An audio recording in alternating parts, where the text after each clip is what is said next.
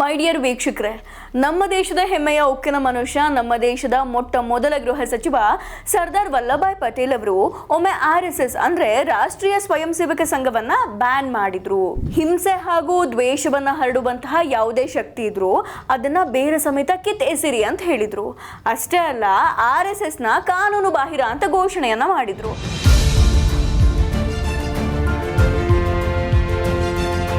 ಅದರಲ್ಲಿ ಇಂಟ್ರೆಸ್ಟಿಂಗ್ ವಿಚಾರ ಏನು ಗೊತ್ತಾ, ಪಟೇಲ್ ಅವರು ಯಾವ RSS ಅನ್ನ ಬ್ಯಾನ್ ಮಾಡಿದ್ರು, ಯಾವ RSS ಅನ್ನ ಕಾನೂನು ಬಾಹಿರ ಅಂತ ಘೋಷಣೆಯನ್ನ ಮಾಡಿದ್ರು, RSS ನಿಂದ ಬಂದಂತಹ ವ್ಯಕ್ತಿಯೊಬ್ಬರು ಸರ್ದಾರ್ ವಲ್ಲಭಾಯ್ ಪಟೇಲ್ ಅವರ 597 ಅಡಿ ಎತ್ತರದ ಅದ್ಭುತ ಪ್ರತಿಭೆಯನ್ನ ನಿರ್ಮಾಣ ಮಾಡ್ತಾರೆ. ಆ ಕಟ್ಟರ್ RSS ಪ್ರತಿವಾದಿ ಬೇರೆ ಯಾರು ಅಲ್ಲ, ನಮ್ಮ ದೇಶದ ಪ್ರಧಾನಿ ನರೇಂದ್ರ ಮೋದಿ. ನಿಮಗೆ ಅನಿಸಬಹುದು ಪಟೇಲ್ ಅವರ ಸಿದ್ಧಾಂತಕ್ಕೂ ಮೋದಿ ಅವರ ಸಿದ್ಧಾಂತಕ್ಕೂ ಮ್ಯಾಚ್ ಆಗುತ್ತಾ ಅಂತ. ಅಷ್ಟಕ್ಕೂ ಸಂಘವನ್ನೇ ಬ್ಯಾನ್ ಮಾಡಿದಂತಹವರ ಪ್ರತಿಮೆಯನ್ನ ಮೋದಿ ಯಾಕೆ ನಿರ್ಮಾಣ ಮಾಡಿದ್ರು ಅಂತ ಅಚ್ಚರಿನೂ ಕೂಡ ನಿಮಗೆ ಕಾಡ್ಬೋದು.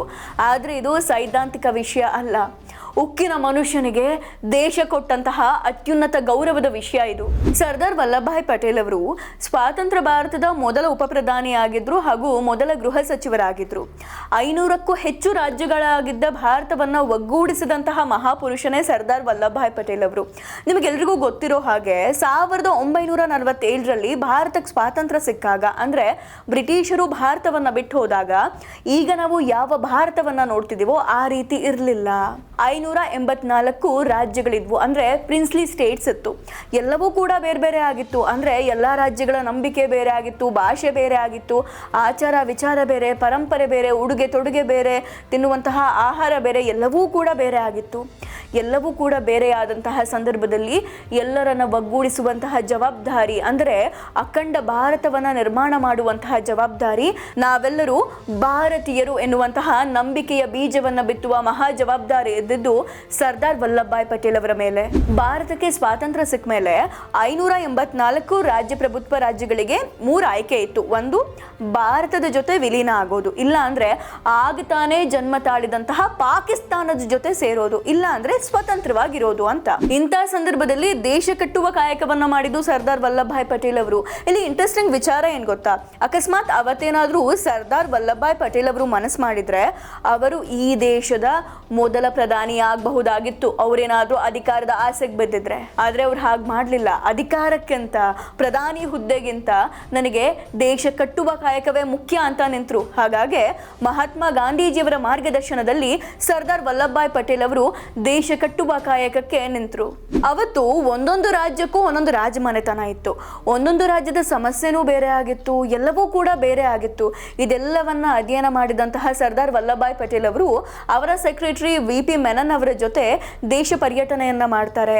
ಪ್ರತಿಯೊಬ್ಬ ರಾಜರನ್ನ ತಾವೇ ಖುದ್ದಾಗಿ ಹೋಗಿ ಭೇಟಿ ಮಾಡ್ತಾರೆ. ಅವರಲ್ಲಿ ದೇಶಭಕ್ತಿಯನ್ನ ಹುಟ್ಟಿಸ್ತಾರೆ. ಅಂದ್ರೆ ಬನ್ನಿ ಭಾರತವನ್ನ ಕಟ್ಟೋಣ ಅಂತ ಹೇಳ್ತಾರೆ. ಪಟೇಲ್ ಅವರ ಉಕ್ಕಿನಂತ ವ್ಯಕ್ತಿತ್ವಕ್ಕೆ ಮಾರು ಹೋಗದ ರಾಜರೇ ಇರಲಿಲ್ಲ. ಅವತ್ತು ಭಾರತದ ಜೊತೆ ಸೇರ್ಕೊಳ್ಳುವಂತಹ ರಾಜ್ಯಗಳಿಗೆ, ಅಂದ್ರೆ ಯಾರ್ಯಾರು ನಾವು ಭಾರತದ ಜೊತೆಗೆ ವಿಲೀನ ಆಗ್ತೀವಿ ಅಂತ ಹೇಳ್ತಾರೋ ಆ ಎಲ್ಲಾ ರಾಜ್ಯಗಳಿಗೆ ಭಾರತೀಯ ಆರ್ಮಿ ರಕ್ಷಣೆಯನ್ನ ಕೊಡುತ್ತೆ ಅನ್ನುವಂತಹ ಒಪ್ಪಂದ ಆಗುತ್ತೆ. ಭಾರತೀಯ ಅಂಚೆ ಇರ್ಬೋದು, ಭಾರತೀಯ ರೈಲ್ವೆ ಇರ್ಬೋದು, ಈ ಎಲ್ಲಾ ಸೌಕರ್ಯಗಳನ್ನ ಅವರು ಬಳಸ್ಕೊಳ್ಬಹುದು ಅನ್ನುವಂತಹ ಒಪ್ಪಂದ ಆಗುತ್ತೆ. ಕೆಲವರು ಸರ್ದಾರ್ ವಲ್ಲಭಾಯ್ ಪಟೇಲ್ ಅವರ ಪ್ರಸ್ತಾವವನ್ನ ಒಪ್ಪುತ್ತಾರೆ, ಆದ್ರೆ ಕೆಲವರು ಒಪ್ಪೋದಿಲ್ಲ. ಕೆಲವರಿಗೆ ಸರ್ದಾರ್ ವಲ್ಲಭಾಯ್ ಪಟೇಲ್ ಅವರು ಶಾಂತಿ ಮಂತ್ರ ಹೇಳ್ಕೊಟ್ರೆ, ಇನ್ನೂ ಕೆಲವರಿಗೆ ದಂಡಂ ದಶಗುಣಂ ಮಂತ್ರವನ್ನ ಹೇಳ್ಕೊಡ್ತಾರೆ.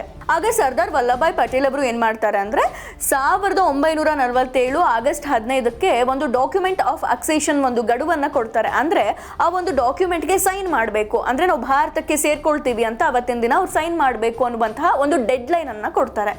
ಆ ಸಂದರ್ಭದಲ್ಲಿ ಏನಾಗುತ್ತೆ ಅಂದ್ರೆ 560 ರಾಜ್ಯರು ಅದಕ್ಕೆ ಸೈನ್ ಮಾಡ್ತಾರೆ, ನಾವು ಭಾರತದೊಂದಿಗೆ ಸೇರ್ಕೊಳ್ತೀವಿ ಅಂತ. ಆದರೆ 3 ರಾಜ್ಯಗಳು ಒಪ್ಪೋದಿಲ್ಲ. ಆದರೆ ಸರ್ದಾರ್ ವಲ್ಲಭಾಯ್ ಪಟೇಲ್ ಅವರ ಪ್ರಕಾರ ಆ 3 ರಾಜ್ಯಗಳು ಬಹಳನೇ ಇಂಪಾರ್ಟೆಂಟ್ ಆಗಿತ್ತು. ಅದೇ ಜಮ್ಮು ಕಾಶ್ಮೀರ್, ಜುನಾಗಢ್, ಹೈದರಾಬಾದ್. ಮೊದಲನೇದಾಗಿ ಜುನಾಗಢ ಹೇಗೆ ಭಾರತದೊಂದಿಗೆ ಸೇರ್ಕೊಳ್ತು, ವಿಲೀನ ಆಯಿತು ಅನ್ನೋದನ್ನು ತಿಳಿಸ್ಬಿಡ್ತೀನಿ. ಸರ್ದಾರ್ ವಲ್ಲಭಾಯ್ ಪಟೇಲ್ ಅವರಿಗೆ ಜುನಾಗಢ ಬಹಳ ಮುಖ್ಯ ಆಗಿತ್ತು. ಯಾಕಂದ್ರೆ ಇದು ಪಟೇಲ್ ಜಿ ಅವರ ತಾಯ್ನಾಡಾದ ಗುಜರಾತ್ ಅಲ್ಲಿತ್ತು. ಅಷ್ಟೇ ಅಲ್ಲದೆ ಫೇಮಸ್ ಸೋಮನಾಥ ಟೆಂಪಲ್ ಕಾಥಿಯಾವಾಡ್ ಡಿಸ್ಟ್ರಿಕ್ಟ್ ಅಲ್ಲಿತ್ತು. ಜೊತೆಗೆ ಈಗ ಈ ಪರಿಸ್ಥಿತಿ ಏನಾಗಿತ್ತು ಅಂತ ಅಂದ್ರೆ, ಜುನಾಗಢದ ನವಾಬ ನಾನು ಪಾಕಿಸ್ತಾನದ ಜೊತೆ ಸೇರ್ಕೊಳ್ತೀನಿ ಅಂತ ಕೂತಿದ್ದ. ಆದರೆ ಜುನಾಗಢದಲ್ಲಿ 80% ಹಿಂದೂ ಪಾಪ್ಯುಲೇಷನ್ ಇತ್ತು, 80% ಹಿಂದೂ ಜನ ಇದ್ದಾರೆ, ಆದರೆ ನವಾಬ ಮಾತ್ರ ನಾನು ಪಾಕಿಸ್ತಾನದ ಜೊತೆ ಸೇರ್ಕೊಳ್ತೀನಿ ಅಂತ ಕೂತ್ಬಿಟ್ಟಿದ್ದಾನೆ.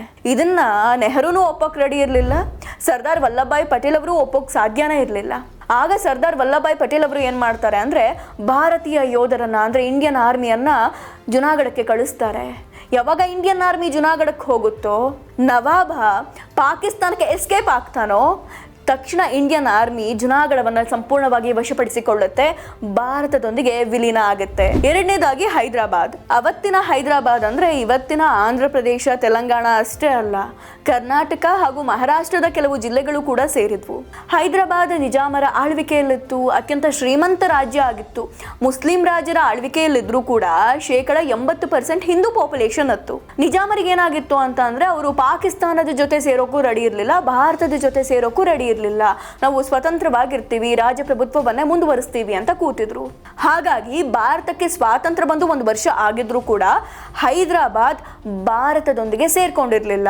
ಇಲ್ಲಿ ಒಂದು ಆತಂಕದ ವಿಚಾರ ಏನು ಅಂತ ಅಂದ್ರೆ, ಅವತ್ತೇನಾದ್ರೂ ಅಕಸ್ಮಾತ್ ಹೈದರಾಬಾದ್ ಸ್ವತಂತ್ರ ರಾಜ್ಯವಾಗಿತ್ತು ಅಂತ ಅಂದ್ರೆ ಭಾರತಕ್ಕೆ ಬಹಳ ಕಷ್ಟ ಆಗ್ತಿತ್ತು. ಜಸ್ಟ್ ಇಮ್ಯಾಜಿನ್ ಮಾಡ್ಕೊಳ್ಳಿ. ಪಟೇಲ್ ಅವರು ಹಾಗೆ ಯೋಚನೆ ಮಾಡ್ತಾರೆ, ದಕ್ಷಿಣ ಭಾರತಕ್ಕೂ ಉತ್ತರ ಭಾರತಕ್ಕೂ ಕನೆಕ್ಷನ್ ಇರ್ತಾ ಇರ್ಲಿಲ್ಲ. ಹಾಗಾಗಿ ಪಟೇಲ್ ಅವರು ಘೋಷಣೆಯನ್ನ ಮಾಡ್ತಾರೆ, ಇಂಡಿಪೆಂಡೆಂಟ್ ಹೈದರಾಬಾದ್ ಅಂದ್ರೆ ಸ್ವತಂತ್ರ ಹೈದರಾಬಾದ್ ಯಾವತ್ತಿದ್ರು ಭಾರತದ ಹೊಟ್ಟೆ ಒಳಗಿರುವಂತಹ ಕ್ಯಾನ್ಸರ್ ಇದ್ದ ಹಾಗೆ ಅಂತ. ಹಾಗಾಗಿ ಸರ್ದಾರ್ ವಲ್ಲಭಭಾಯ್ ಪಟೇಲ್ ಅವರು ಹಠಕ್ಕೆ ಬಿದ್ದಿದ್ರು, ಏನಾದ್ರೂ ಸರಿ ಹೈದರಾಬಾದ್ ನಮಗೆ ಬೇಕೇ ಬೇಕು ಅಂತ. ಆದ್ರೆ ನೆಹರು ಅವರಿಗೆ ಒತ್ತಾಯ ಪೂರ್ವಕವಾಗಿ ಯಾವುದೇ ರಾಜ್ಯ ನಮ್ಮೊಂದಿಗೆ ಸೇರ್ಕೊಳ್ಳೋದು ಬೇಡ ಅಂತಿತ್ತು. ಅಂದ್ರೆ ಒತ್ತಾಯ ಪೂರ್ವಕವಾಗಿ ನಾವು ಯಾರನ್ನು ಸೇರ್ಸ್ಕೊಳ್ಳೋದು ಬೇಡ, ಅವ್ರು ಬರೋದಿದ್ರೆ ಬರ್ಲಿ ಅನ್ನೋ ಹಾಗಿತ್ತು. ಹಾಗಾಗಿ ಸರ್ದಾರ್ ವಲ್ಲಭಭಾಯ್ ಪಟೇಲ್ ಅವರು ಏನ್ ಮಾಡ್ತಾರೆ ಅಂದ್ರೆ 1948ರಲ್ಲಿ ನೆಹರು ಅವರು ಯುರೋಪ್ ಟ್ರಿಪ್ ಅಲ್ಲಿ ಇರ್ತಾರೆ. ಆಗ ಆಕ್ಟಿಂಗ್ ಪ್ರೈಮ್ ಮಿನಿಸ್ಟರ್ ಆಗಿ ಕೆಲಸ ಮಾಡ್ತಿದ್ದಂತಹ ಸರ್ದಾರ್ ವಲ್ಲಭಭಾಯ್ ಪಟೇಲ್ ಅವರು ಇಂಡಿಯನ್ ಆರ್ಮಿಯನ್ನ ಹೈದರಾಬಾದ್ಗೆ ಕಳಿಸ್ತಾರೆ. ತಕ್ಷಣ ಒಂದು ಕಾರ್ಯಾಚರಣೆಯನ್ನ ಸ್ಟಾರ್ಟ್ ಮಾಡ್ತಾರೆ, ಅದೇ ಆಪರೇಷನ್ ಪೋಲೋ. ಯಾವಾಗ ಆಪರೇಷನ್ ಪೋಲೋ ಸ್ಟಾರ್ಟ್ ಆಗುತ್ತೋ ಭಾರತೀಯ ಸೇನೆಯ ಮುಂದೆ ಹೈದರಾಬಾದ್ ನಿಜಾಮರು ಮಂಡಿಯೂರು ಕೂರ್ತಾರೆ. ಈ ಮೂಲಕ ಮುತ್ತಿನ ನಗರಿ ಭಾರತದ ಅಂಗರಾಜ್ಯವಾಗುತ್ತೆ. ಅದೇ ಮುಂದೆ ಆಂಧ್ರ ಪ್ರದೇಶ ಅನ್ನುವಂತಹ ಹೆಸರಿಂದ ಕರೆಸ್ಕೊಳ್ಳುತ್ತೆ. ಈಗ ಉಳಿದಿದ್ದು ಒಂದೇ ಒಂದು ರಾಜ್ಯ, ಅದೇ Jammu Kashmir. Yes my dear ವೀಕ್ಷಕರೇ, ಅವತ್ತೇನಾದ್ರೂ ಸರ್ದಾರ್ ವಲ್ಲಭಭಾಯ್ ಪಟೇಲ್ ಅವರು ಮನಸ್ಸು ಮಾಡಿದ್ರೆ, ಅಕಸ್ಮಾತ್ ಅವ್ರೇನಾದ್ರೂ ಜಮ್ಮು ಕಾಶ್ಮೀರದ ಜವಾಬ್ದಾರಿಯನ್ನ ಹೊತ್ತಿದ್ರೆ, ಜಮ್ಮು ಕಾಶ್ಮೀರ ಕೂಡ ಇವತ್ತು ನಮ್ಮ ಕರ್ನಾಟಕದಂತೆ, ಆಂಧ್ರ ಪ್ರದೇಶ, ತಮಿಳುನಾಡಂತೆ ಭಾರತದ ಒಂದು ಅವಿಭಾಜ್ಯ ಅಂಗ ಆಗಿರ್ತಿತ್ತು. ಅಂದ್ರೆ ಆರಾಮಾದ ಒಂದು ರಾಜ್ಯ ಆಗಿರ್ತಿತ್ತು. ಆದ್ರೆ ಜಮ್ಮು ಕಾಶ್ಮೀರವನ್ನ ವಿಲೀನ ಮಾಡಿಕೊಳ್ಳುವಂತಹ ಜವಾಬ್ದಾರಿಯನ್ನ ಹೊತ್ತಿದ್ದು ನೆಹರು ಅವರು. ನೆಹರು ಅವರಿಗೆ ಒತ್ತಾಯದ ಸೇರ್ಪಡೆ ಇಷ್ಟ ಇರಲಿಲ್ಲ. ಹಾಗಾಗಿ ಈಗಲೂ ಕೂಡ ಅಂದ್ರೆ ಜಮ್ಮು ಕಾಶ್ಮೀರ ಭಾರತದೊಂದಿಗೆ ಇದ್ರೂ ಕೂಡ ಒಂದು ಸಮಸ್ಯೆ ಆಗೇ ಉಳಿದಿದೆ. ವಿಶೇಷ ಸ್ಥಾನಮಾನ ಅದು ಇದು ಅಂತ ಹೇಳಿ ಒಂದು ಸಮಸ್ಯೆಯ ಸುಳಿಯಾಗೆ ಉಳಿದಿದೆ ಇವತ್ತು ಜಮ್ಮು ಕಾಶ್ಮೀರ. ಅದೇನೇ ಇರಲಿ, ಸರ್ದಾರ್ ವಲ್ಲಭಭಾಯ್ ಪಟೇಲ್ ಅವರು 562 ರಾಜ್ಯಗಳನ್ನ ಒಂದುಗೂಡಿಸ್ತಾರೆ. ಯಾವುದೇ ಯುದ್ಧ ಮಾಡಲಿಲ್ಲ, ಗುಂಡು ಹಾರಿಸಲಿಲ್ಲ, ಅಖಂಡ ಭಾರತವನ್ನ ಎದ್ದು ನಿಲ್ಲೋ ಹಾಗೆ ಮಾಡ್ತಾರೆ. ಇದರ ನೆನಪಿಗೋಸ್ಕರನೇ ನರೇಂದ್ರ ಮೋದಿ ಅವರು ಸರ್ದಾರ್ ವಲ್ಲಭಭಾಯ್ ಪಟೇಲ್ ಅವರ 597 ಅಡಿ ಎತ್ತರದ ಅದ್ಭುತ ಪ್ರತಿಮೆಯನ್ನ ನಿರ್ಮಾಣ ಮಾಡ್ತಾರೆ.